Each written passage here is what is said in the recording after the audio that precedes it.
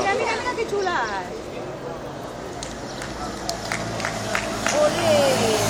Cuando pase el coche de los guardias... Claro, y allí me llega la otra ambulancia, la que va detrás de él. Sí, pues se le ocurre algo, ¿no? Uno de caja rural. No se escapó, por lo menos, ¿no? Sí, oye, y con 5 minutos o así. A ver, vamos a cronometrar cuánto... Llegar arriba no creo que llegue a Victoria. Con 5 minutos. Ya viene, ya. Hay que animarle al chaval que viene solo. Venga.